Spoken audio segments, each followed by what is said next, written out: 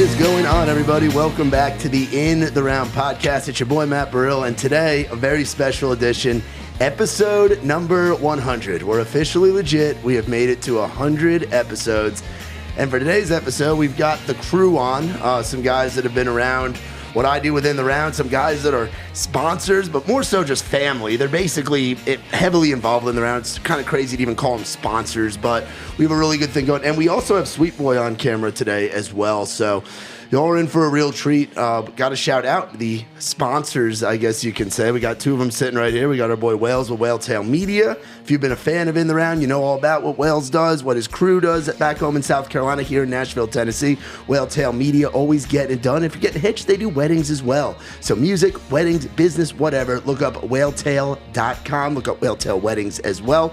Next, we got our boy Mitch Wallace with The Digital Marketing Agency. His logo is a bear. You can't find The Digital Marketing Agency on Instagram because he doesn't know what to post yet. McElwain's got it on his shirt. Sweet boy. But be sure to check out our boy Mitch Wallace. And then last but certainly not least, we've got our boy Grady Saxman with Saxman Studios out there in Mount Juliet, Tennessee. Great music at a great price. They're good dudes. Grady is the man, so be sure to check him out. Visit Saxman Studios. And once again, my name is Matt Burrill. This is the In the Round podcast, and very stoked to have this episode coming to you all today. Nick, you could just fade that music down or hit pause on it, or whatever you want to do. Do a smooth fade. We got Nick Gorman, our sound guy at Live Oak, and our sound guy with Trey. There you go. You just that was a quick perfect fade. That was a quick fade, nice and perfect. But yeah, perfect. Shout out Nick. Shout out Nick. Shout out Nick Gorman, our favorite masshole, as we like to say, at our rounds at over at Live Oak. But yeah, guys, episode 100. It's crazy to think that I've done 100 of these. Some of them with my good buddy Tyler Lassard, aka Boudreaux, who's still a good buddy. I haven't seen him in a while, but it's crazy to think starting out, we used to do this at his first episode was at his kitchen table at this little shack. There were 5 guys living in this like 3 or 4 bedroom house off of Charlotte Pike. And we had Colton Parker, who plays bass. He used to play with he was with Hunter Hayes for a while. He's part of that jam group, The Network, and had a deal with Seagal for a little bit. And he was our first guest. So to see it from there, where we're sitting in a kitchen table, where we were in Boudreaux's basement with these fucking cats. We had the podcats, Cake and Felix. They used to. We did an episode with Carly Rogers back in the day, and the Carly ended up being petrified of cats, and the cats could sense that. Were like climbing on her. They were legit climbing on her. I think we have photos somewhere. Sounds awful. You still got a video on YouTube of her doing one of her songs. I think it was her dark haired days too. Yeah, dude, that was back. Carly was one of the first people that I met in town. I actually met her at Doghouse one night, and she told me that she was a nurse. And she paid me. She'd let me have a slice of her pizza to watch her pizza to make sure nobody took it. And that was like my second week in town. But we had her on. She was a nurse? She said she was a nurse. She ended up being Carly Rogers, but she was drunk and told my stoned ass that she was a nurse, and I fucking believed her. It's the best way to describe her. She's Carly Rogers. All right. But yeah, it's been cool to watch this thing grow and have you guys involved with it. And Wales, you've been with us the longest for doing this thing. You and me met at the Buckhead Theater, I want to say. Oh yeah, dude, in Atlanta. It was a show in Muscadine. I come rolling in, and I had already been working with Muscadine before. You were with the whole crew, and yeah, I walk in and I see this smiley dude with a Yankees hat, and I'm like, all right, well, nice. He's just happy to be there. And I was like, great to meet you, man. And I'm Wells. He's like, I'm Matt from New York. Yeah, dude. I really embraced the token Yankee thing with them because at that time they were playing "Shut Your Mouth." If you ain't about the South, shut your mouth. And I was like, well, I'm from the North, but I'm gonna roll with you guys anyway. But yeah, dude. And you moved to town when? It was what? 2019? So I officially moved to Nashville it was July of 2020. Oh, that's right. But I was kind of like back and forth for a little while, like for like at least a year and a half. But yeah, I moved right in the middle of COVID. I was like, screw it.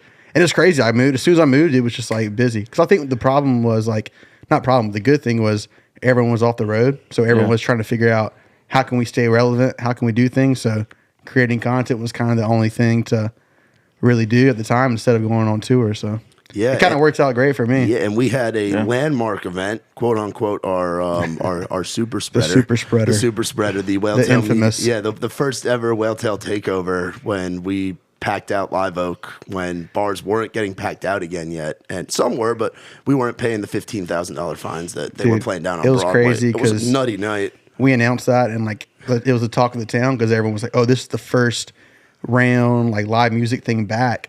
And so, like, even when it was happening that night, everyone was just so pumped because we were just like, "Oh, we're back! Like, COVID's over. We're done." Yeah. The next week, everyone test positive. July of 2020, we did that thing. It was wild. We've done some takeovers since then. We've gotten to collaborate on a lot of stuff, and got me and Sweet Boy actually both got to go and watch one of your latest videos with Mr. Colby Cooper. Oh, Yeah, y'all been a part of a ton of productions. Oh, all especially the Trey videos. stuff. When am I getting on payroll over here? But no, I mean that's the thing. It's like that's the good thing about Nashville is you build a network of people that it's like, oh, I need someone to help with this job or this job, and it's like one call away to have someone jump on it and be happy to help. So shout out to y'all for always being ready to roll. Shout out to you, bro. And it's kind of wild. Like, we're all connected through what happened December of 2020, or a little bit before that, I want to say, with what went on at your old house, Mitch. With Canberra Court, baby. The Canberra Court, man. Without that house is a big part of country music in the year where a lot of country music didn't happen. And we met on the kickball field, I believe. Or did you not even go and play kickball? I didn't play kickball back then because I was working in construction. You were working in. So I didn't know you were. You ever worked construction? Well, construction hiring. I wasn't doing like the hard stuff. I was in an office, but That and selling 3-wheelers. yeah, and flipping 3-wheelers, flipping 3-wheelers and cars. Yeah, no, we first met. I think it was with maybe Ella. You had her on the podcast. Oh yeah, and she was like, "Hey, this Matt Burrell guy wants me to do the podcast. What are you doing today? Will you go with me?" And I was like, "Yeah, sure." And we got there. And you were like, "Yeah, come downstairs." And we walked down like a bunch of stairs. And I was like, "Man, what the fuck is going on?" Yeah. And we went in this like little basement room that was like the size of like a bathroom. Yeah. And you were like, "Here's Boudreaux." And then there was like this sketchy couch. And like, dude, it was such a sketchy room. I was like, what is happening, dude? Yeah, that was the place I lived during 2020. So I actually, funny enough, bringing up Carly Rogers again. So I was living in Laverne, and then I left Laverne, went home, or not home, went to Delaware. Then lived on my aunt and uncle's farm in East Tennessee.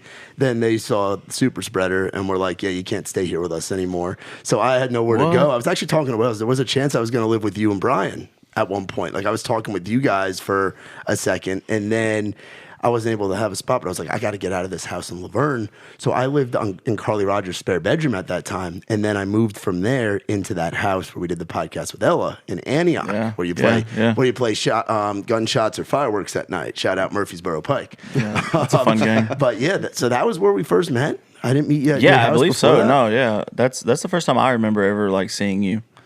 But my memory's awful, so I have no idea. Like, I don't remember the first time I met any of you, to be honest. But yeah, I definitely don't know when we met. That's the first thing I remember was like the sketchy dungeon basement podcast. Yeah, I don't remember. I think we met at Trey's show in Wendell's.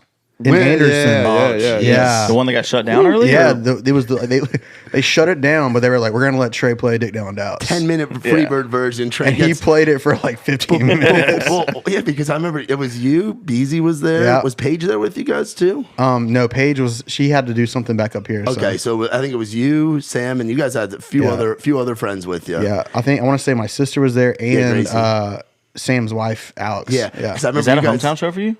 Yeah, Anderson, yeah. And it was like right in the hard, like, I think Dick Down Dallas had been out for like maybe a month or two. I think we talked about this not too long ago. It was February, right? February of 2021. Yeah, so a couple months, and I was like, I gotta go to the show in my hometown of the Dick Down Dallas show, and I remember like rolling up to Wendell's and like everyone like knew that I was there, and they were like, "Oh, this is so cool! Like, you were part of that." And I'm like, "Dude, this is just crazy for all of us." Yeah, like, dude, there's so many people in that small room. Shout out to Jackie and the crew at Wendell's. They are top notch and great, and that situation could have gone a whole nother way. But I think Trey getting up there before the crowd had time to react, saying, but the owner, with whoever, I think it was the sound guy, got up there and said, "Hey guys, unfortunately we're getting shut down." Before the crowd could even boo, the band starts playing. Trey gets up there, screams, "Fuck this shit," lifts his shirt up and plays. And then we do that meet and greet up. It was pouring rain.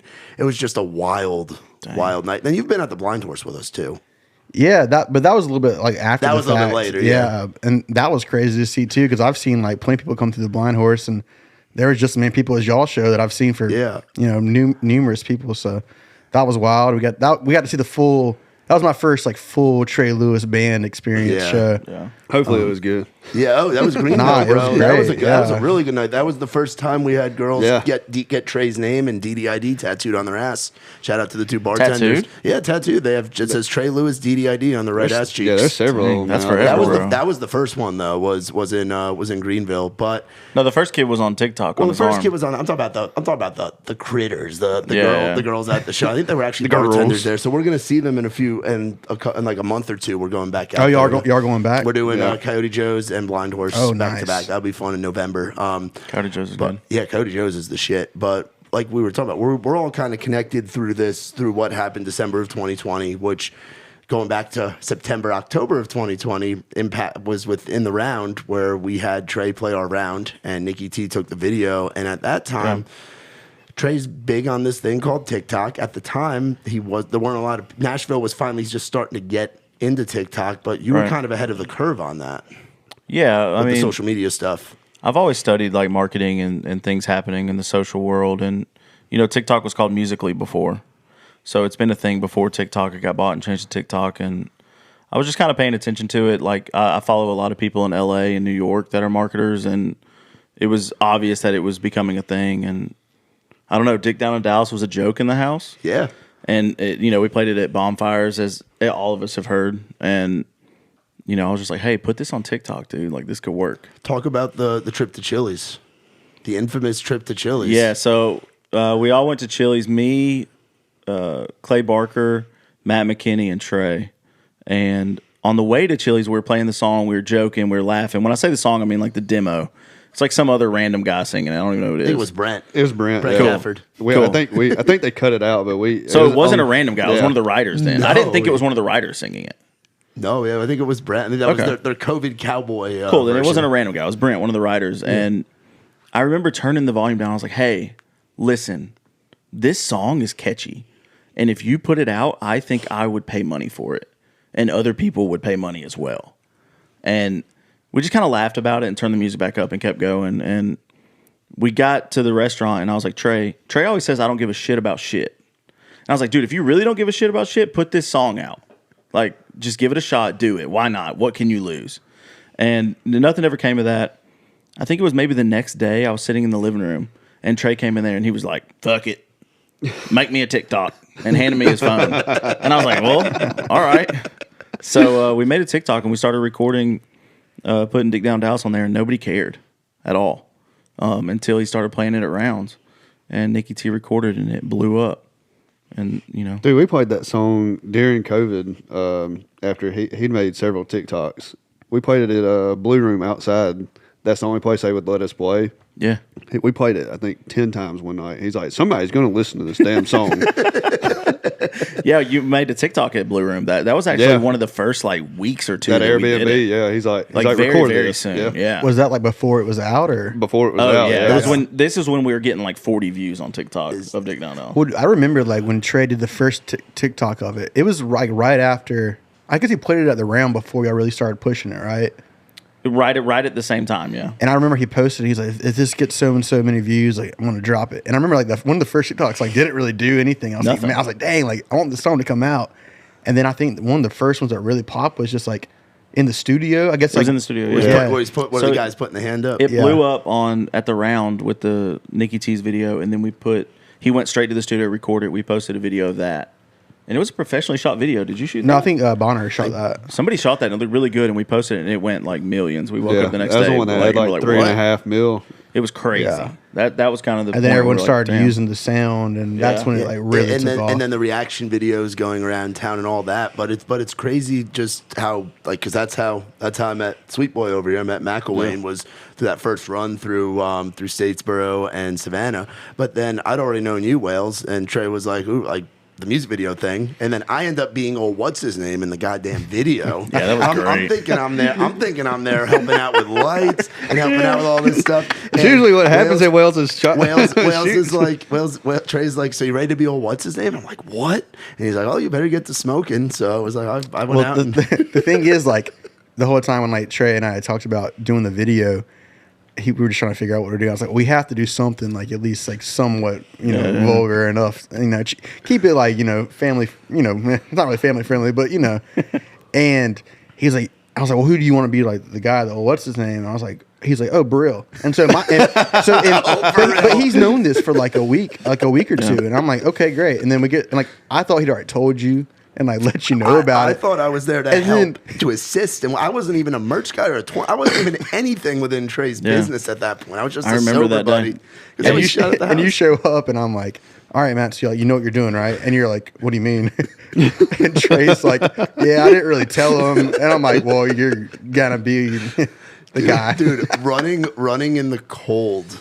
In my boxers, and my fucking titties are bouncing. That took like 12 takes. I think because for some reason I think Trey or whoever was like looking at the camera and kept messing up, so Matt had to keep running down the stairs. I think we did it like 10 times. No, how they were throwing the clothes. It was messing up throwing the clothes. The clothes. I'm freezing. Matt is in his boxers and his shirt off, and he's just running.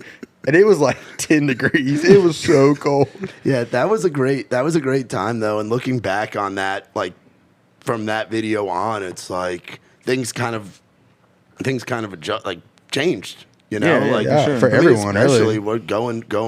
I found a new employer and started working with Trey and working alongside this guy, and was hanging out. I found myself hanging out at the house a lot more with you, and then the round started progressing more and more after that as well. Which I think the coming back out of COVID with that first Whale Tail takeover was what really propelled the round to get to that next level. Yeah, was us being the ones back. Well, we were like ballsy enough to be like, we're just gonna do it, Yeah, because like we kept doing them, I think, right? Well, not the takeover, but just like. Rounds. We kept doing rounds every other Tuesday. And then remember the first round after Dick Down came out, Alex and Trey's birthday party? Yeah, that wasn't even like an in the round thing. That was on a Thursday night. We happened to get it, and they didn't have Grindhouse going on that night. And it was me and Nick. It was Whale. You helped design that flyer, so you were on there too. So it was Whale Tail in the round and Ray's Rowdy. That's right. Trey and Maxwell's birthday party. And I remember McKinney coming up to me like I remember Maxwell calling me at like 4:30 and being like, "Is there people there yet?" And I was like, "Yeah, bro. There's already a fucking line. It's like 4:30, 5 o'clock." And it was like everybody was wondering about this Dick Down in Dallas thing. It was literally 2 days after it came out. It was that Thursday because it came out that Tuesday night or that Monday night, whatever. And I remember McKinney coming up to me and giving me a hug and being like, "Bro, I think I just got a pub deal." Like people coming up, like that night was just fucking nuts. So it's like that whole time period was just wild. There's definitely like those like special nights that happen in Nashville that it's like, oh, like you couldn't have scripted this, and like that night, even thinking about it gets me chills. Like. Seeing like, because like I remember Trey was playing like all of his some other songs, and like he played Believer, dude, like right before Dick Down in Dallas, and I was just like, my parents were actually in town, and I just remember like, dude, this dude's like on top of the charts right now, and like just like coming from where he was, like it's crazy. The eruption of the room after the first chorus of Believer was just like, what the fuck? Like this is big, this is fun. So now to see what we're all doing now, and it's like you guys are both in the content game. You do a lot of like the videos and things like that. You're very much on the social media thing. What's it like working in that world with like all the content shit and where you guys are at now? It's crazy, man. I tell people all the time, it's like I love music, especially country music, but I have zero musical talent in my body. Yeah, same. I can't sing. If I sing, like I'm like people are like, "Shut up!" Like you're awful. Yeah. And I can't. That's not my thing, but I love it. So for me to be able to have an impact on this whole world of, this industry, for me, it's like, it's a job when you're growing up, you don't even think is even a possible thing. So now it's like, every day it's just like living a dream pretty much. Yeah. I mean, the exact same. I can't sing. I have no talent. I can't play a single instrument, but seeing someone's dream and being a little part of making it become reality is what makes the content worth it. It's like, this is cool. Yeah, Go ahead. And it's such a, like you said, it's not really a job that can be a job. So like when you do it and you end up being good at it, and then you see like a super talented artist like reflect back at you, and they're like, "Dude, that's amazing." You're like, "Oh, okay." Like this is just regular for me, dude. Your music is amazing. Like this is nothing. And then seeing the excitement around the content is cool. Yeah, I think it's one of the most fulfilling parts is like seeing the impact it makes. Yeah, and it's like knowing like, wow, like the work that we were able to do or the content we were able to make is actually helping this artist, propel their career. And, especially when millions of people get to see something, it's like, wow, like I don't even, you can't even imagine like how many people a million people are. Like, and you see the number, it's like, oh, like that's a lot. But then you think about it, it's like, especially when you're out and people are like, oh, like I've seen that video, I've seen that. It's like, wow, like this really is like impacting people's lives, It's an unreal feeling to see something you made hit millions of views. And like, I can't speak for Wells, but I read all the comments, bro. Like so like know that more than just the artists are reading those comments. Like, and when you see that one person's that's like, man, this is a super dope video. People don't realize how much. I'd never been a part of a music video until Trey stuff, and now like I wasn't in the video, but at the Colby Cooper thing, that was a long day, and I was only there for like 5 hours of it. I was shuttling those guys around on the Dylan Marlowe little bus that he's got, that white bus. Shout out Dylan. I know because one of Colby's managers, Chase, actually his brother, but his manager too. Who's badass. Chase is that awesome. Whole crew was awesome. Yeah, of course, like 3 days before the shoot, he's like, hey, like all the guys aren't going to be able to ride the bus.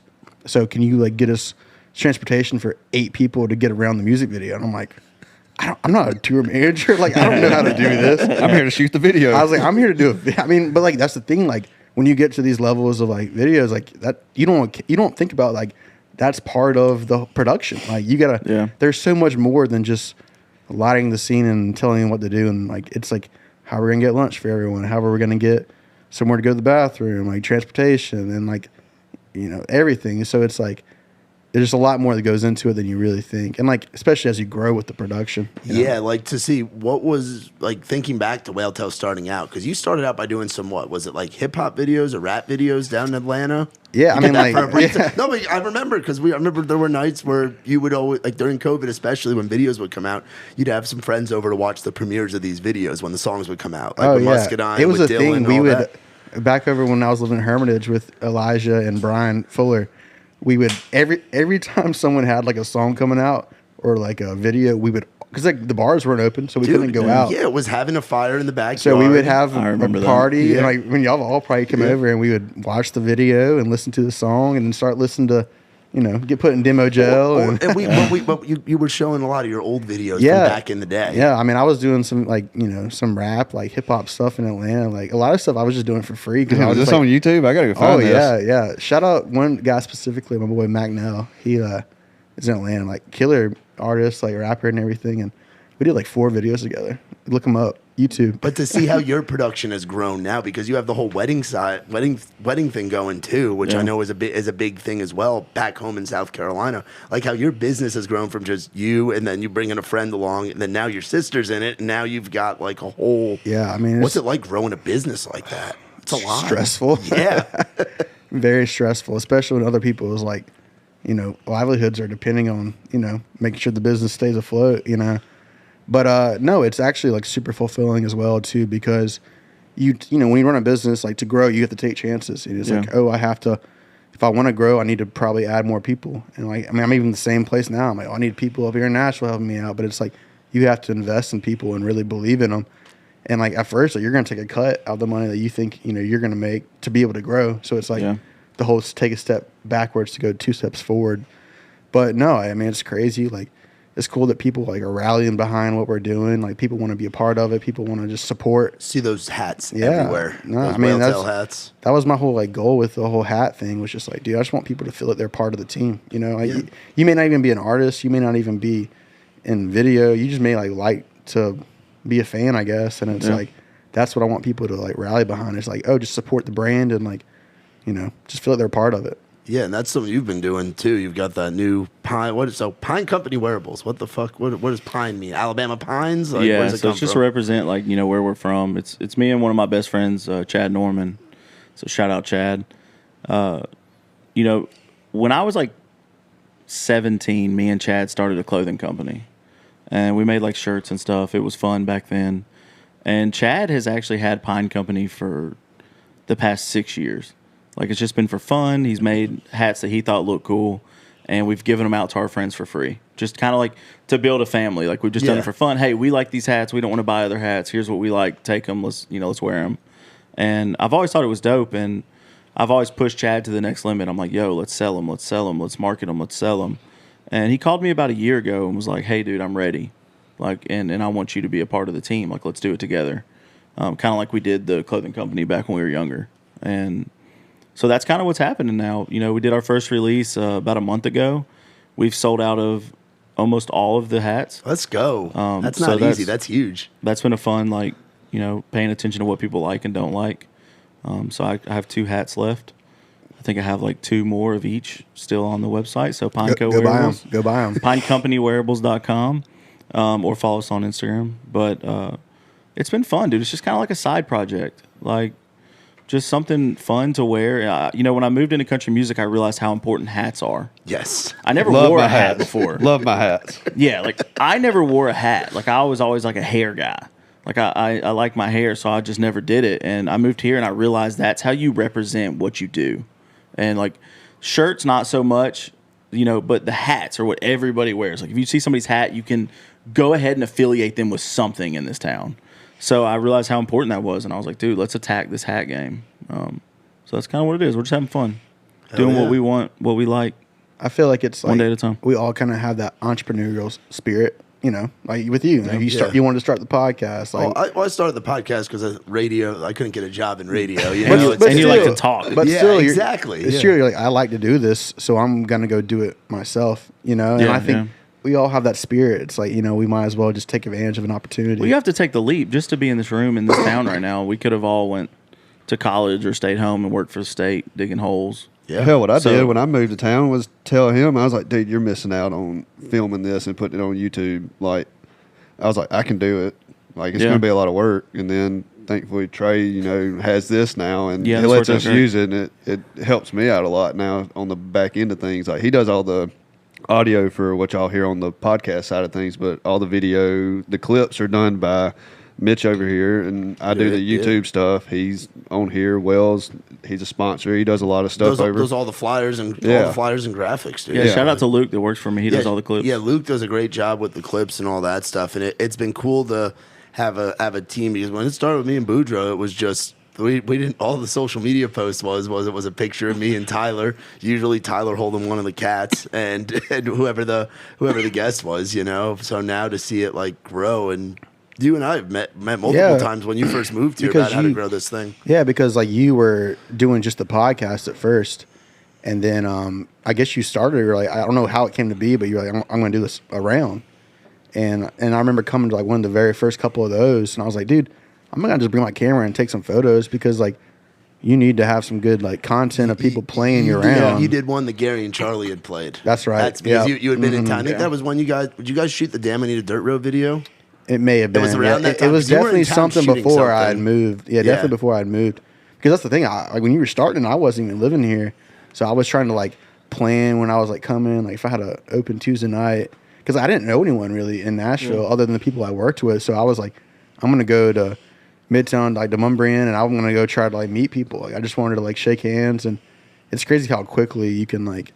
I tell people all the time, it's like, dude, just like go out and shake hands because it's crazy how quickly you can feel like you're a part of the community just by showing face, you know? Yeah, what was the hardest part for you guys about moving to town? I'll ask McElwain first because he's the newest one to town. I've only been here a year, and I only moved like it's crazy. I do tell people now. I used to not be a big believer that you had to be here to get things done, but as a musician now, like being here and considered a pro at what we do, but like you got to be in this town if you want to work. Like any gig really. Like, and there's multiple things you can do. It's like I've got here, and I mean, it didn't take me 6 months. That I do have my normal steady gig is with Trey. I do now play Broadway a lot. I also do Trey's podcast. I do your podcast. I like anything that will like get me into something else, and like you can always learn stuff. I didn't know nothing about any of this. Yeah. And I figured it out, and now like we're doing this constantly. I go help, like Wells will call me like he needed a drum kit for Colby's video. I was like, sure, yeah, like I'll go do that. Mitch needs anything, I don't mind helping anybody out. You get to this town, it's just get out and do whatever you got to do. Just meet anybody you can. You'll find some work somewhere. Like it's not hard to do. Yeah, and then you guys both knew some people. Like you had the crews. It's funny. Like everybody talks about Georgia. I put Alabama right there with Georgia, and the Carolinas are right there too, where there's just a base of guys and girls coming here. Like there's not a lot of people from New York and Nashville. So the folks that are from New York, I'm very tight with. You know, like you came. You had some friends, some guys that you're still very involved with on the managerial side. Yeah, still manage. So what was it like for you coming up here with those guys? Well, when I first came here, me and Clay Barker went to Auburn together. That's how we met. When we graduated, we were like, what do we do now? And the options were like stay in Auburn, move home, or move to Nashville.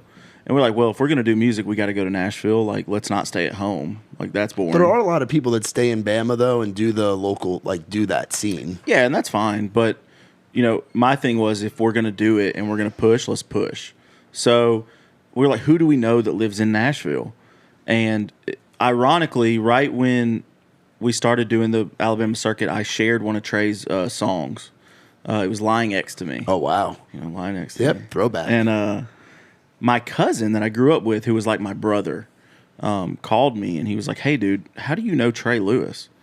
And my cousin lives in California now. And I was like, dude, how do you know Trey Lewis? Like, what are you talking about? And he was like, dude, I don't know how deep. I don't want to go too deep into this, but my cousin went to rehab and Trey worked at the rehab center. Oh, Bradford. Yeah. And so Trey was my cousin's intake guy. Wow. And so long story short, my cousin was like, hey, dude, Trey saved my life. Like, Trey was the guy that kept me in rehab, and, like, he is the reason that I completed the program. And I was like, oh, shit, cool. So then I was like, I saw Trey at a Christmas thing at Zydeco, and I was like, I went up to him and introduced myself. We became cool. We're going to wait on McElwain to get his beer. Yeah, he's just getting more beers and just beering everybody. He's got 2 under the table. Nick's got 2. Wales is on his second. It's great. So we became really cool, and I knew that Trey had just moved to Nashville 6 months prior, and I called him. I was like, hey, dude, I want to move to Nashville. What tips do you have? I called him and Matt Wallace because I met Matt on the road with Muscadine. Money Matt. And, I got both their advice, and Trey was like, dude, I hate where I live. And he was like, if you'll move up here, I'll leave my lease right now, and I'll live with you guys. And so we did. We got Canberra Court. We never saw it. We, blindly applied and blindly got accepted, and we got here, and of course, it was not what it looked like in the photos. Definitely don't look like what it looks like after y'all left. Yeah. Were you guys Main Street Renewal? Yeah. That was me. I've done that too. You never know what you're gonna get. The living room was it was terrible. But so we moved here, and my one rule was like, hey guys, we have to go out and meet people because if not, we should be in Alabama. So that kind of answers when you moved here, and we did. We went out and met everybody and just shook hands, and you never know who you run into in this town. So I can attest to that. I think getting to know people, like McElwain said, last week I needed a lav mic, which is a mic you just hook for close up stuff. And I called Wells and he was like, yeah, dude, just come by. And it was that easy. So little things like that, mean the world. And you just got to know people to have that happen. Yeah. Where was your first spot where you were starting to really meet people? Were you a Whiskey Jam guy? Were you a Revival guy? I know you came out to our stuff a little bit, local. We went to Whiskey Jam, because that was just the easy one. So I guess Whiskey Jam and then kind of Live Oak. I don't know. Yeah. I did the Tin Roof thing for a little, at least I came up. Anytime I came Revival up, I'd go to was Revival. big. Yeah, at the time. Tin Roof. Yeah, we did that. We did that for sure. My first night in town, we went to Revival and saw Ray Fulcher. That was my very first night. I remember that. Yeah, my first Revival was the 300. They call themselves the 300 Pounder Club. It was at the time it was Combs, Channing Wilson, and Rob Snyder all on the pew together. Thought that was gonna. Nice. They were making the jokes and cribbing. It was when She Got the Best of Me went #1. So that was 2018. So that was my first Revival. I was like, fuck, these writers around things are cool. I don't know about doing it on a church pew, but it's pretty cool. Yeah. It sucks they don't do it no more too. Yeah, they're in kind of a spot. What about for you, Wales? Because you knew some folks, you knew me to an extent. You knew Gary and Charlie. Yeah, you had some homies here. The only people I really knew was Gary and Charlie when I first started coming to Nashville. And so I would come to Nashville and I would we come up for a couple of days and I'd be like, all right, well let me just come up to shoot a video or whatever. And I remember we were up here shooting I want to say it was one of the very first ones we did where I think it might have been Down on the Dirt Road or Miss That Truck, like one of those like very first ones. And like a bunch of those guys, like Dylan Marlowe, Tyler Chambers, Ryan Nelson, Chad Bishop, Lee Langston, they were like in. If you watch the "Miss That Truck" video from Muscadine, like they're in one of the very last scenes. They're the guys with the shotguns ready to go. Yeah, and as far as I know, like those are the only other people I knew in Nashville because I met them. And so like I remember one night I went to Whiskey Jam, and by myself because I was like, oh, like I'm just gonna go to Whiskey Jam. Yeah, like, Paige wasn't even here yet, right? No. This actually was probably even pre-Paige. I don't think we were even single dating. whales. Yeah, single. Oh boy. I was about to make a joke. I'm not going to. I was about to make a joke, but I'm not. No, shout out Paige. Yeah. We love Paige. We love you, Paige. There's not even a funny story behind this. So I don't know why they're laughing. I've got this joke. I want to say it so bad, but I'm not going to. Let's hear it. You're chasing that whale tail. Dang. Nah, I was networking. Man. I was networking. So I remember I went. Actually, crazy enough, the only person I really knew, it was Reed Halton, and he was playing at Whiskey Jam. He was living in Alabama, and I think I like followed him on Instagram, and I was like, oh, this dude's playing. So I saw where he posted on his story, and I was like, oh, I messaged him. I was like, oh, I'm gonna come watch you play. And then I remember he's like one of his songs. He's like, oh, I wrote this with Dylan Marlowe and someone else. And I was like, oh, like Dylan Marlowe. I remember him from that shoot at Muscadine. Yeah. So I went up to him in the bar and I found him. And he was like, dude, I'm so happy you're here. I've been trying to like find you. I couldn't find you on Instagram or anything. I want you to shoot a video for me. And I was like, okay, great. Like I didn't know this is how that worked. Like, okay, like because like Muscadine was the only people I was working with in Nashville. And we ended up shooting like a video a couple months later back in Statesboro for him. And then I started getting linked up with like a bunch of other people, and I even still do Dylan's videos, and it's just crazy. You know? Are you doing the newest? Because Reed's shooting a new video next week, right? I have no idea. No, I've never even shot anything with Reed. I just know him as like just a buddy. You know? Yeah. Shout out to Dylan Marlowe though. He has a #1 song right now. He wrote. Yeah, shout out to Dylan. That John It's crazy Party to see his career from where he was to where he is now. And like where he's gonna go. Yeah, he's like, crushing it. Yeah, like we've all been in town long enough now to like watch people come up. And it's like that crew of the young Georgia cats that you found yourself working with. Like Dylan's got stuff popping right now. Noah Hicks is doing really well. Brian Fuller's about to put out some new stuff. Like guys that you've been involved, like watching the first videos they've ever put out as music videos, and now to see them doing what they're doing and still be working with quite a few of them. And like even how I got linked up with like the whole Texas world. Oh, like, dude, so crazy. What's that? Because like I'm not even from. I'd like been to Texas one time. Now I think in the last 2 years I've been like 30 times. Yeah, you've been out to Texas more than most Nashville bands ever tour Texas. Like people will tour Texas in a lifetime. How often you go out there for your videos? I mean, I'm at least out there once a month, if not more. Like depending on what's going on. Like it's cool. But no, like how I kind of started like linking up with all those guys is I started working with Chris Colston. I did the 5 Beers video with him. Yep. Because he had just signed a management deal with AMG up here in Nashville. Yeah. And so Joe Lee, his manager, like knew of me through us working with Muscadine stuff, and it was like, hey, like, you know, you can come down to Texas and shoot this video. I was like, yeah, of course. Like that'd be awesome. And then I remember I was starting to follow that whole like Texas crowd. Because like I already like was listening to all the Muscadine stuff, and they were like tight with Co, and you know, they were touring some with Colston and whatever. And I was like, dude, like these guys are great. I remember like I started listening to Colby Cooper a bunch, and I was like, this guy has no videos, but he's incredible. And I just sent him a DM. I was like, bro, like we need to do some videos together. And I mean, literally hit me back up. He's like, talk to my manager, we'll figure it out. And I started working with Colby, and then come to be, he was under the same management with like Pecos and the Rooftops, and like now is Dylan Wheeler, Logan Yankee, Co Wetzel. So like I kind of got in that whole world, and then that just kind of spread to like a whole different thing, and it's crazy. What was it like directing a video with Alexis Texas in it? I gotta ask you. Oh man, I kept it very professional, you know. Was she cool though? That's the same thing Pecos said. Yeah, that's what Pecos said on DM Monday, was that it was very professional. But yeah, was she pretty? Yeah, I mean, honestly, like all jokes aside, like when she got there, like she was there to work and like super nice, and you know she knew what she was doing. Like she knew how to act. I mean, I don't even know who that is. I said the same thing. I had no clue. I didn't really either until someone like told me about it. And I was like, I had to search it. I was like, that makes sense. Yeah. Just look it up on Reddit. Don't look it up on your browser. Yeah, I know. Don't look it up. What was it? Can you sense that there's a different kind of style between Texas and Nashville, like just in general? For sure. Like, I mean, even the music is the first thing you know. It's just like a little different vibe. It's like, you can tell, like, it's not just that they're going to some, studio and on Music Row and they're recording a song in an hour and it's like, oh, it's done. Like, it's like sometimes like the imperfections makes it a little bit more unique. And I think really it's just their attitude. Like, Edge. they're having a little bit of edge to them. Like, not that they're all like like, we're going to party and we're going to be like this, but it's just like, hey, like, we're doing something that we want to, I don't know, express ourselves. Like, we're not trying to chase this fame or chase this money. They're just like, we just want to do something because we love music and we want to put out something that we believe in. Right. I think that's really the more the difference.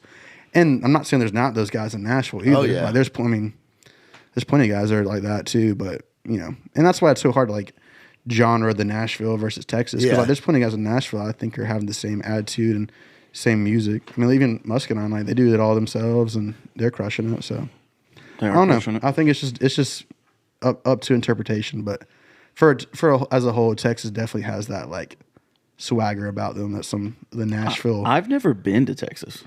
Oh God, you're gotta going. check. You're going. Next Texas. time we go to Texas, you're going to come out with Texas us. has been very good to My us. one taste of Texas is Grant Gilbert. I want to go. It's a song right there, One Taste of Texas. One taste of Texas. Write it down, Mitch. Right? Yeah. Y'all right? Hey, And y'all write that song. my Too bad we've already said we have no talent. Can't sing it or play guitar. Send it to Colby. They'll promote it and make the video for it, and you can play the drums on it. I'll have it at a round. So if someone writes One Taste of Texas and it's any good and you record it, They get writers we'll credits. get writers credit and we'll do the video. Yeah, we'll promote it. We'll promote it for sure. For free. Whoever's watching that. What was your one taste of Texas? Oh, so it was Grant Gilbert. Yeah, and I remember, I worked with him at River House, and I remember the weirdest thing was he calls salsa at a Mexican restaurant, like the red stuff you put chips in, hot sauce. And I was like, what? I've never even heard that in Texas. He was We've like, been hey, out can there I get a some more bit. hot sauce? And I was like looking at him like, he doesn't have hot sauce. and the waiter brought him salsa. Like, they knew what was up. And I was like, dude, that's not hot sauce. And he was like, yeah, it is. He was so serious, and I was like, man, Texas has got to be a different world. Hey, one of the most I've favorite. never Like, heard if that. we can get back to San Antonio, like, that's where you'd want to go. Like, me and Mitch, bass player Mitch Goshi, me and him had a time out there when we were there. Our guys tend to have a lot of I fun. was supposed to go to the Texas, Stockyards for a show, but Stockyards is Fort Worth, great. yeah, that'd Dude, be that's fun. a crazy place. that would have been cool. It's like the Stockyards is like, retro like cowboy world. And like nothing's really changed. Like the streets are still like cobblestone, like Billy Bob's is there. And it's like, they self-proclaim, I guess it really is the world's largest honky tonk. And they have like cattle walking down the street and everyone's wearing the cowboy hat. Like, it's cowboy Did you capital. wear a cowboy hat when you were in Texas? Oh, for sure. Really? Yeah. He wears cowboy hats at the Christmas party. I rep the Well, cowboy tell me hat. the Christmas yeah. party I he rep wears the them. cowboy hat. Yeah, I'm trying to get a cowboy hat deal. Oh man, that's coming. coming. Hey, Christmas coming up. Can I get invited to that this year? Yeah, of course, bro. We're actually planning on trying to figure out a way to do it bigger and better this year. So I need to get a cowboy hat by Christmas. I mean, it's up to you, but it's kind of the move, Dude, it's a kind of the move. dress up. Like, I've never, like, you're the Christmas hotel parties are. I throw 2 parties a year. Our takeover and the Christmas party. So And people dress up? well, yeah, for Christmas party, it's more. I was like, you know what, like we always wear jeans and joggers Yeah. and shirts. We work in a job where we don't really have to dress up. So I was like, why don't we make it something where we dress up like we're going to a nice cocktail attire event? It is, dude. People clean up for that thing. That's cool. I cleaned up this past year. Yeah, you look great, man. I cleaned up. Okay. What is cleaning up for a New York guy? You put on like a shirt over your wife beater? Bigger chain, bigger chain. I mean, we look nice and New dapper. Timberlands? Nice and dapper. It ain't. He'll go get his hair cut that he pays $100 for. It ain't Saturday in the. What drives me nuts about Southern attire? You guys dress up. You guys dress the same for, like, a lot of people dress the same for their football game as they do for church. It's Yeah, blue it's like a jeans. polo shirt and jeans. It's like, Yeah. where's your jersey? Like, be comfortable. I don't know. I think it's just the preppy thing. The frat boy preppy thing. Like, I like wearing a jersey, maybe painting my hair, doing something crazy. I'm going to wear a football game. T-shirt Yeah. no matter where What's we're at. You're not a polo and jeans guy, like how you were dressed at scoreboards the other night. You look like you were ready to throw toilet. Looked like you were ready to TP the trees that the Alabama guys killed. That's just more because, like, I feel like in this town everybody's like Georgia. So I have to be like obnoxiously Auburn. Yeah, do you feel that being a I have Clemson to guy make too? up for it. Yeah, I feel like there's like no Clemson fans around here. Yeah. So it's like I have to like rep extra hard. Yeah, I get no love on Auburn stuff. It's always just Charlie. He's the only one that ever's like, yeah. Go Auburn. Yeah, Yeah. Charlie definitely reps Auburn hard. He goes hard. Yeah, because there are a lot of Georgia people. Everybody here is Georgia's from Georgia. looking good too right now. I know this probably will come out after some weeks, but Georgia look hopefully good. it goes. I think we got bad a couple by the time weeks this comes for it's about a month from now. We got one coming out this week, right? Yeah, we got one coming out this week. Which, funny enough, somebody that you guys both know too, JD Groover. Yeah, shout out Sick. JD. I actually have a funny story about JD. What do you got? He's a man, dude. Dude, I remember, and like it wasn't his fault. He was just doing his job. But it was Oh, was that at a show? It was Tour at a manager's show. gonna Yeah, be good. yeah. He is very on his shit. and it was at a Langston show in Charlotte, Coyote Joe's, and like it was like a couple weeks after the Damn I Need a Dirt Road video came out with Muscadine, and I was like messaging John. I was like, "Yo, I think we're gonna come to the show." He's like, "Dude, cool. I'm gonna get you tickets. Like, come say what's up after the show." I'm like, "All right, cool." Like, Yeah, that works. You know, Easy that enough. works. And so like after the show, I was like, "All right, I guess we'll go like go to the green room, like hang out." And so we walked up, and like JD was at the door, and I was like, "Yo, like John told us to come by," and he was like, "No, you can't be here." like just totally just like thought I was some random guy like coming because I'd never met him or anything. Yeah. And so like I was like, "Oh man, that's like that sucks, whatever." And then I went back to him. And I was like, I just need to just tell him like who I am. I told him, I was like, "Yeah, I just shot the video with him." He's like, you could tell he instantly was like, "Crap, like I shouldn't have like done that." And he let us in. John and were like, "Yo, what's up?" And so like I felt he felt bad that he like was trying to like not big league me, but Yeah. Be a tour manager. Be a tour watch the manager. green room, Yeah, which is yeah. important. But That's tough, yeah. No, and it's crazy because like we JD's awesome, and like it's cool that he's so connected with like so many people. Like he's Yeah. crushing it. Like with like all this, obviously stuff he does with John and then Seagal, and yeah, much respect to him. Dude, I found out his first job in town when he moved here. And Daddy's Dog? Yeah, Daddy's Dog. He was the Daddy's Dog guy outside of Losers. He was And big on Daddy's Dogs, yeah. And he met you meet a lot of people by doing that. Like my first job in town was the bouncing thing, and you meet a lot of people doing that. Meet a lot of people that you'll never see again because it's like tourist stuff. Like, did you guys have other jobs in town, or did you pretty much move here to do Whale Tail? You pretty much moved here. You said you were doing did you have another job? Yeah, I did. in yeah. town. Yeah, first of all, shout out to JD though. He does a lot behind. Yes, he does. behind yeah. the scenes. Yeah. So I just want to give him a moment. JD is a guy I can call at any time. Yeah, same. He keeps it real with me, and you need those people sometimes. Yeah, when I first moved to town, I was managing, but then COVID happened, so like managing stopped. So, 10% of nothing is nothing. So I was broke, man, and I had a marketing degree and a graphic design degree. So I started looking for jobs, and this construction company was hiring for like I was the person that hired people to work on the construction site, and I did that for like 6 months, and I just hated it. I was like, I'm here to do music. What am I doing? Like, what am I doing with my life? This is awful. And one day my boss got an attitude, and I was like, I quit. And it was so cool. It was like the best thing, dude, just to quit a job like that. I was like, I quit, dude. You're a dick. Just be done with it. Yeah, it was awesome. And, funny enough, he called me like a couple months later and asked me a question about somebody I hired or something. And he was like, what are you up to? And I was like, oh, I work for Luke Combs record label. And he was like, oh. Yeah, it was awesome, dude. So that was my first job. Hated it. Yeah. And then you haven't done anything aside from music since you've been up here. No. Yeah, but like what you said, like, you pick up things. Like, Yeah, He's it's helped like people, though. it's Definitely no jobs. Like it's one of those things though. It's like I don't like people thinking that I got it easy because it definitely wasn't. I've been with Trey. I've been with Trey for 7 years. I'm not saying that. And but, but no, I moved up here simply because my family moved from Selma to Prattville. I was the only one left in Selma, Alabama, out of my family. I have one of my buddies, Murphy. He's been hounding me for at least 7 years to move up here. He's had a place, and drop of the hat, I called him and said, "Hey, yeah, I'm looking to move up in I think that's September or something." So I've been here about a year, a little over a year, and he's like, "Yeah, cool. Got you a room. You pick what you want. Like, you don't even have to bring anything up if you don't want to." I was like, "Cool." And I came up. immediately got out. Like people think I go out I do go out all the time. You do. I am that guy. There's a reason. There's a reason when you Google Trey Lewis, it asks who is Trey Lewis's drummer. Yeah, that is a frequently asked question on Google.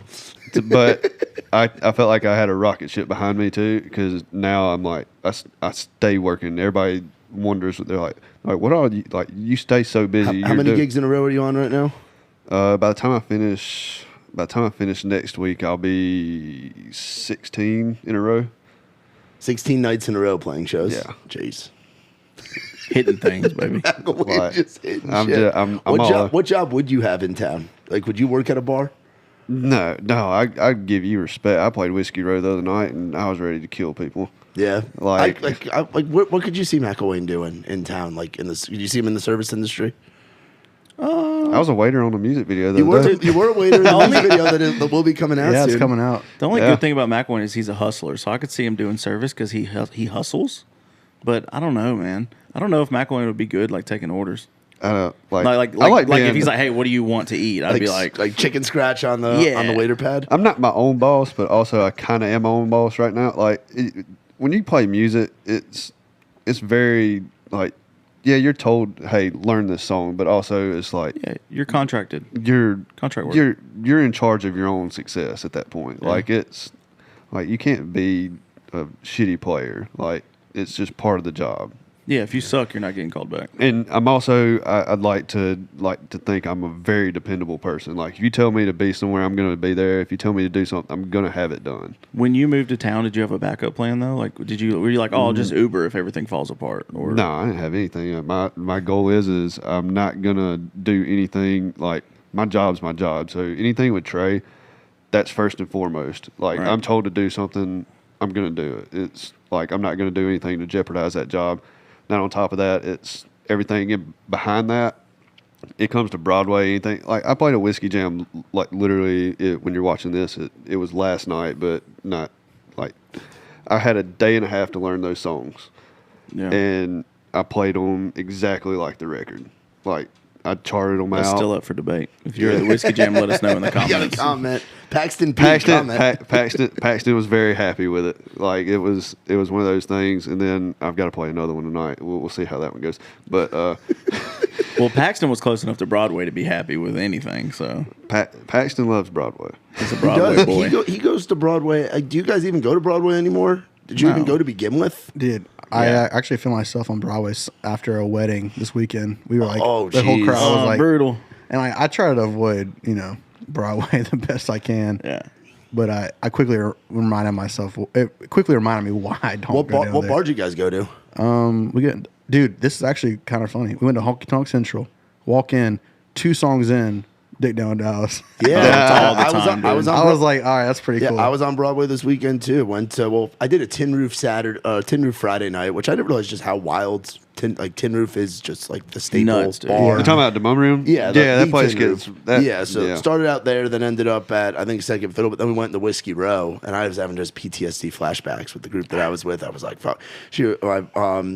Holly was like looking at me like, why aren't you watching the band? Why are you looking around? I'm like, I don't know how to be in here and not watching the floor. Like I used to get paid to kick motherfuckers out here. But Steve and Paul and those guys played Dick Down too. Honky Tonk was like the original multi-level bar in Nashville. Yeah. Like that, does it still get wild? Was it pretty wild down there? Yeah, I mean it was just a lot of people and just reckless. the band was like, yeah, someone just gave us $200 to play Dick Down Dallas, so here it goes. That's crazy, dude. And I'm like, dang. Yeah, I get down there now. That's like nuts. I'm part of it, and I'm like, no, yeah, I'm getting I'm up here playing, and now like I'm just an added bonus, and more people even tip. So it's like, instead of $100, they're giving like $150 sometimes. Like Trey, Matt McElwain, the official drummer. Well, hell, half the time now, me and Mitch Goshi, we play down there a lot together, and like they're getting most of the rhythm section from Trey's band. So it's like it's even more like we don't go down there. Like I'm one of the people. I ain't gonna lie to you. We're not gonna play it for free. If you're looking at this camera, well, I'm not. Like I tell any band I play with down there, like they're like, you want to go ahead and play it? I'm like, not until somebody puts $100 in that tip jar. Yeah. What's so like Broadway was a wild place for me to work. What's like been one of the wilder shoots? Either like really cool or like, oh fuck, we got to do content here. What was like for you guys? I'll say like I'll answer that question as like the shoots that have gotten most wild, probably, I mean, the this damn song video was like just such a whirlwind of like things. And that was at Mavericks in Pflugerville. Yeah, Tracy from Mavericks. I just met Pecos and then like the night before and like talked about the video and we were just like, I mean like in the video, like if you watch that video, like Pecos is sitting there on the couch like drinking the whiskey. Like we shot that scene like 10 a.m. And so like I know he's cut back a lot on drinking and stuff, but he was drinking like whiskey from the bottle from like 10 a.m. to like 10 p.m. at night, and so like the whole band was like hammered. Like that was like definitely a party. And I remember the one we shot, the remix video, that was a party too. Dick Down Dallas remix video. Yeah. I'm trying to think. I've also had some like crazy experiences where like got a gun pulled on us one time at a photo shoot. That was a Muscadine one, right? Yeah, I remember hearing that. We literally, it's actually the record they just put out, Dispatch of 16th Ave. It is the like the album artwork, the photo in front of that old little shed. Gary was like, "Oh, I got this cool spot we can just like go like pull up to. Like we don't have permission to, but it's like we're on the side of the road. We pull up, we're taking pictures for like 5-10 minutes, and this like big old like dually like truck pulls up, and this guy hops out with the gun. He's like, he gets from like me to you, and it's just like, if y'all don't get off my property right now, I'm gonna bust a cap in your ass." And I was like, "Whoa, bro! Like we're just taking photos. Like we'll leave ASAP." I was more worried about like him taking my camera and like losing the photo because I knew we got the photo. I was like, "This is the one." But I definitely for a second there, I was like, "Crap, this dude's about to shoot us," because we were like, I guess trespassing. And then I had something happen last week. I was at a video shoot with Derek Alston, and someone sent me the location for the address we were going to, and I didn't have an address. I just had a pin. Yeah. So I pull up to the pin, and it was like to a driveway out in the country. We're out like in Dixon. And so I'm like, okay, like this is probably, place to go. So I pull it on the driveway and I get up to the house and I'm like, I don't think this is it. This doesn't look right. I don't see Derek's truck or anything. So I pull back down the driveway. When I get to the end of the driveway, like it's a pretty long driveway. I call like Derek and I'm like, I don't think I'm in the right place. And like, I'm sitting down there for like 2 minutes. Next thing I know, this truck like comes flying down the driveway, barricades me in the driveway. And I'm like, that's like weird. But like, I didn't think anything about it because I was like, I'm not doing anything wrong. I just like pulled in the wrong driveway. Like back home, you do that. And it's just like, oh, like, thanks for stopping for cookies, Yeah, it's so weird. And the guy hops out and is like, who are you? Like, what the hell are you doing? Like, cussing me out. Get off my lawn. Get off my property now. And I'm like, this is like, bro, like, chill. Like, I just pulled in the wrong driveway. Like, I don't, not even get out of my car or anything. So, he's like, I'm calling the cops on you. I'm like, whoa. Like, so I get out of my car, like, walk up to him. He's like, this man's approaching me. He ain't telling me who he is. I'm like, whoa, like, my name is Tony. Like, what else do you want to know? And so, like, I'm like starting to get kind of nervous. I'm like, dude, if this dude's acting this crazy, like, what's stopping him from like pulling a gun and like, shooting me or something? And so I get in my car and I'm like I was like, I'm gonna just back up and roll around. And I'm like, I ain't dealing with this. Like, I'm getting out of here. And he like wouldn't let me leave. Like he was like standing in front of so I either had to like run him over or not. So I was like, well, I'm not gonna run him over. And so I called Derek. I'm like, dude, you gotta send someone down here. Like this is now crazy. And then I'm like thinking to myself, I'm like, well, he is not letting me leave. So I call the cops. And I'm like, hey, there's this man holding me hostage on his property. Like, I'm just trying to go to I'm just trying to go to work. Like, I'm just trying to shoot this video. And they're like, all right, we'll send someone out there immediately. And like the guy's going crazy. I mean, he won't even like let me try to like reason with him. Like, I'm like, dude, like obviously you could tell I'm not here to like cause drama or anything. My car is full of cameras. I was like, dude, like you're just being like a complete idiot right now. Literally, the cops pull up, the neighbor pulls up that we were supposed to be at the house.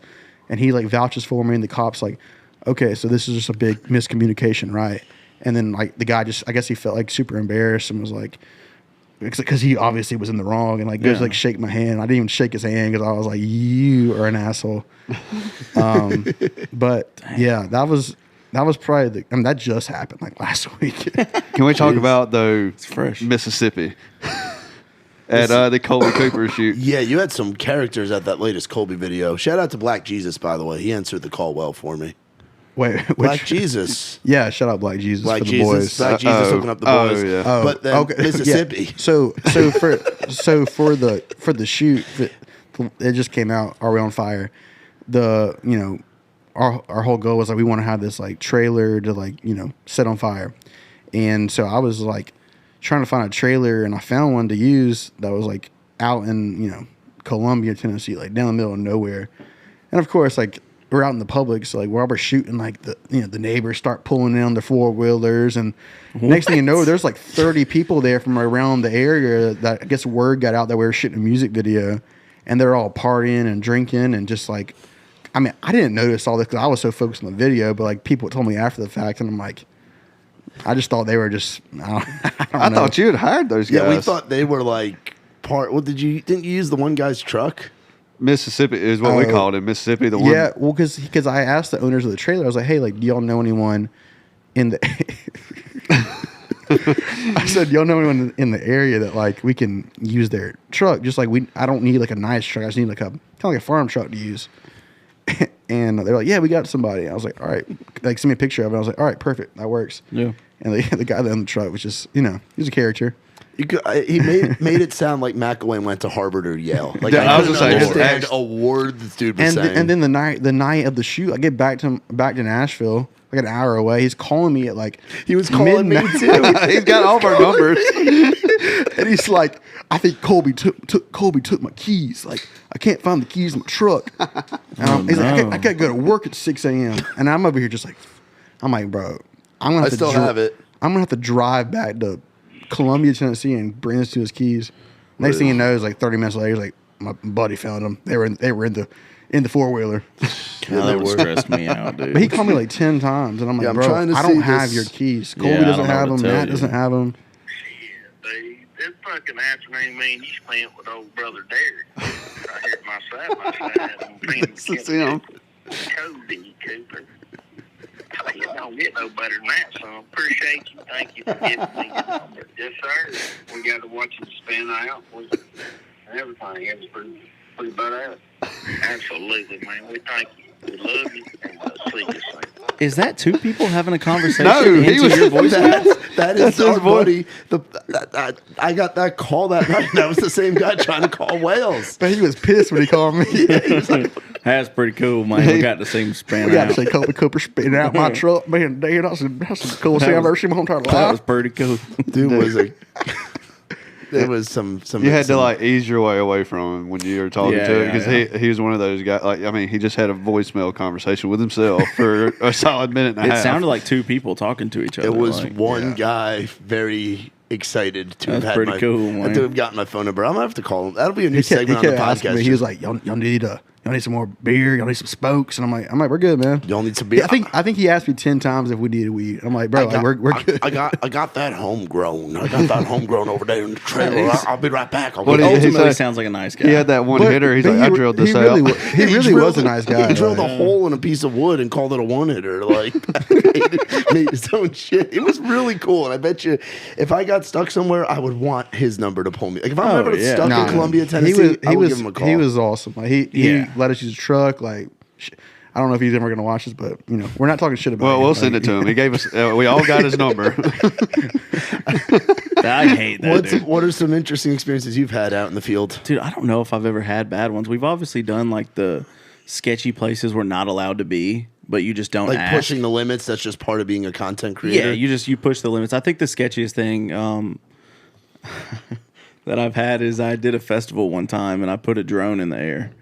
And a lot of festivals, like they won't allow drones, or you have to do like a lot of paperwork and a lot of procedures and like show your license and stuff like that. So when in reality, I just need the drone up for like 5 seconds to get my shot. That's all I need. Quick establishing shot. So like, yeah. it's usually just easiest not to ask anyone. And this is not. I have plenty of these stories. This is not good etiquette. This is not what you're supposed to do.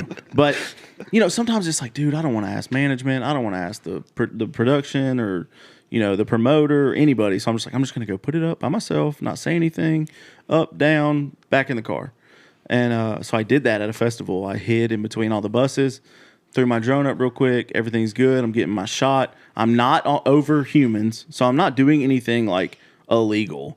Like I'm within my boundaries, but I was up, dude, and out of nowhere, a helicopter, really, really, really low helicopter. And dude, I'm talking my drone was probably like 15 yards away from it. and everything in me fell out of my ass. I was so scared. I put my drone in sport mode and flew it straight back to me and landed it, and I haven't used it since.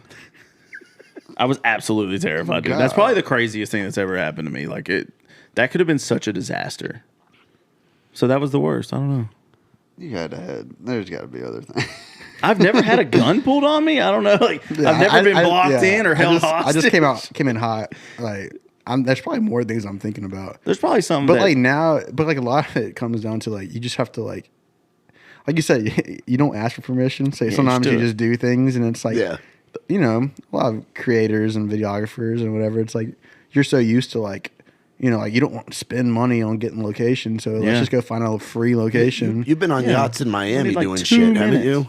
Yeah, I mean, but we pay for that, like that. Well, I'm saying you've done like just interesting settings where you guys have been done. I went to a homeless man's house one time, which I guess is contradicting. What? It's not really a house. Can't really have a house, but it was like he was squatting. It was a structure that was in the woods that was like abandoned, and there was like a bed, and like he had all his stuff. Dude, they got communities over there in Hermitage. Yeah. You got like you look down the trail. They got their little buggies or whatever, shopping carts for you northern people. One of the coolest one. We got the boys video. We had to blow the truck up. That was cool. Yeah, you had a whole fire. Shout out to the production. Powdersville Fire Department back home in South Carolina. Yeah, still mad. I watched that. That was such a sick video, dude. Yeah, that really cool. brought the song together for me. Yeah, that's one of my favorite songs of theirs. Do you have a video that you're most proud of as far as like this tell the story? Like if there was someone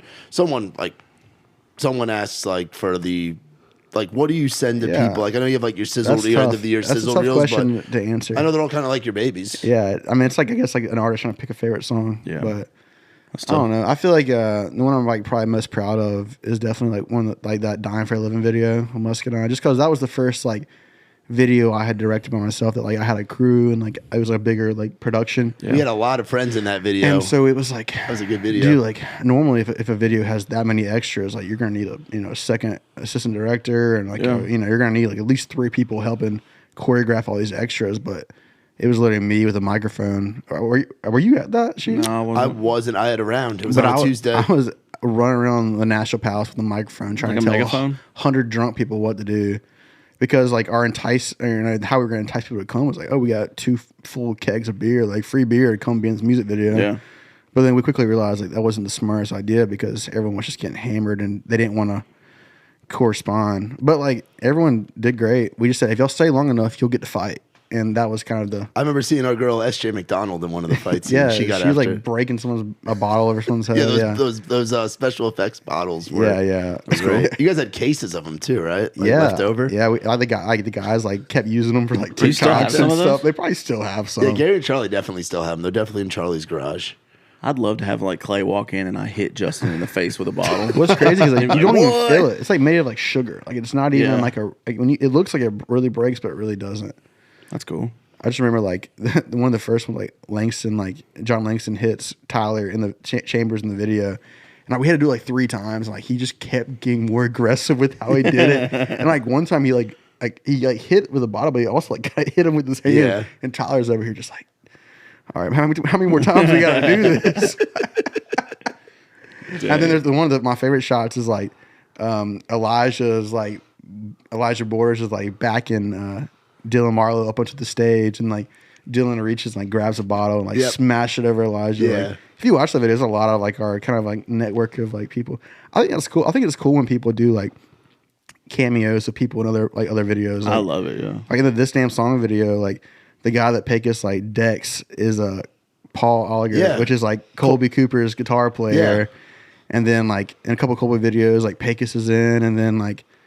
I don't know. I think it's always cool to try to intermingle like a lot of other people and stuff. Like even like Dick Down Dallas video, like Ella Langley's in there. I know she's like not proud of that one, but I'm in the back of that one. You're in that one. Of course, Matt's in that one. I don't know. I think it's cool to like create like some like characters within the. Yeah, my first video experience with you was actually a Muscadine video. You remember it? I don't know. Drunk Tattoo. Yeah, that was wild too. That was the one. That was the one where threw 20 drunk guys into a hotel room for 5 hours. Yeah, I had to go back and check on Tyler after that one. He started drinking. He like passed out like in his house. I had to like get him out of his bathroom. What? Like he just like the thing was, how fucked up could everybody get? Like there's McKinney and Maxwell were in that too, and there's like the scene of McKinney's like Maxwell standing on a table holding a funnel for Matt McKinney. Like, that was funny. I remember the Dick Down in Dallas video. We're at the hotel and there was a scene where the female actor, we were gonna do like another scene where she looked like they were having like an encounter, and Wells was like, "All right, I need a guy." And Ella was dating Clay at the time, and she was like, "Clay will do it." And like we haven't even said what it's for yet. And so Clay's over there like, "Okay, I'll do it, whatever." And Wells hands him like a wig, and he's like, "Whoa, wait, what's happening?" And he like, bro, I know exactly what you're talking about. He shows him what he has to do, and everybody's looking at Ella like. And I was like, "Whoa, I don't know about this." And Clay is the most like introverted person, dude. He's like, maybe not me. I was gonna say because Clay wasn't even in the video. No, he was in the back. He was there. He was there for the first one. I remember he texted me like right after the shoot. He was like, "Hey man, like you think you should not put that in the video?" Dude, that was great.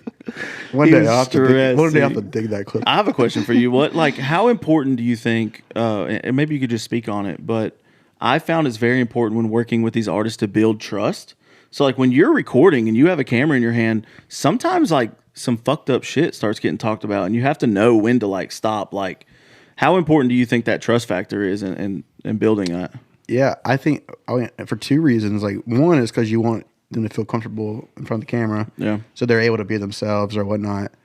And also two, like you said, like there's a lot of things that happen that like, you know, if I did for some reason capture, like not that it's something that they don't like, you know, get them in trouble, but like they just don't want public people to see that or whatever.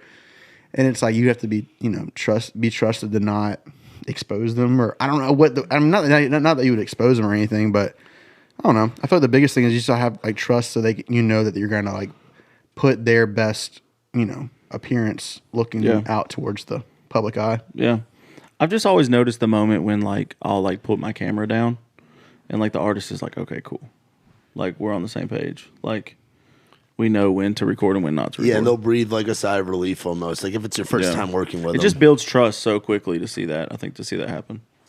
Yeah, for sure. Sweet Boy's got to go. What's happening? Sweet Boy's running. Are we good? I think we're all good. We'll keep going, but I want to talk a little bit about like more like the in the round stuff in terms of like just like the culture of like the whole like not just like the songwriter rounds, but just like kind of like a lot of the stuff that like you're trying to elevate in the round to be, and like what do you want the impact of it to be? Well, my thing is, and I've kind of it gets me in trouble with some people, but like I'm proud that I don't have the B word, and the B word can mean a lot of things for other people. For me, it means Belmont. Nothing against Belmont kids, but I don't have this music business degree. I have a communications degree, which I think I use every single day with stuff that I do for Trey, stuff that I do with this, stuff that I do on stage hosting at Live Oak and whatnot. But I think it is a culture. I mean, to where it's not like a formal thing. I think we've definitely earned respect from people for our round because of the talent that we have there and the crowd that is there. And like, I have a lot of people that come up to me and say, "I've been waiting to play this round." Like, we've built the excitement with it. Yeah. But at the same time, there's still this informal kind of thing. Like, I'm definitely not your cookie cutter kind of thing to me, you know, like where there's other rooms you can go and it's very structured and there's all this. It's kind of keeping it light, but also keeping it like having a format to it, if that makes any sense. Yeah, I think that's what people like about it. It's like, you know, it's like its whole little thing within it sets it apart from like any other round that's trying to be its own thing. Yeah, I agree. Like other rounds in town, you have to kind of be more serious. If you crack like a joke or two, you might be like worried about like messing up the flow. So I think in the round has a good mix of having that flow, but also like if you need to take a couple minutes to crack a joke or order a shot, you can, which is cool. Yeah. I mean, we bring up McElwain, we bring up fucking Sweet Boy once around now and have him do shots with people. Like, we're very... We were, for a very long time, we had our friends at Trailside, which they're, I think, getting back in business soon, but we've done 420 rounds. We've done kind of things that are a little taboo to country music, but also country music as a whole. I mean, I hear songs all the time now that have cusses in them in country music. It's not just a song like Dick Down in Dallas, but other song like mainstream artists that are kind of pushing the boundaries of it. And I think In the Round kind of fits with that because it is like we'll have other people that aren't even country music people on as well. You know, like we've had pop writers on, we've had rock people on, we've gotten to do a lot of cool things. But yeah, I'm proud of the culture that we built and we're continuing to build and doing this podcast. I'm very thankful that we have a setup like this. I'm very grateful for Trey letting us do it as part of my like deal with him because it is tough sometimes co-hosting that and hosting this. You know, you run into a lot of the same kind of thing, but. I have questions for you about In the Round, the Writers Round night. You know, one night you weren't able to make it, and you called me, and you were like, hey, can you host the round tonight? Yeah. And I'm a very, like, extroverted, like, social butterfly. I'm very confident. Which is why I said, hey, you want to do it? Yeah, and I was like, yeah, dude, I'll crush that. Like, no worries, whatever. And I got there, and Nick handed me the mic, and instantly I was like, oh, shit, I don't want to do this. Like, I think Mitch was shaking a little bit on that one. Yeah. Oh, Jesus. We're just hanging out, man. Come on. We've been talking shit about you this whole time.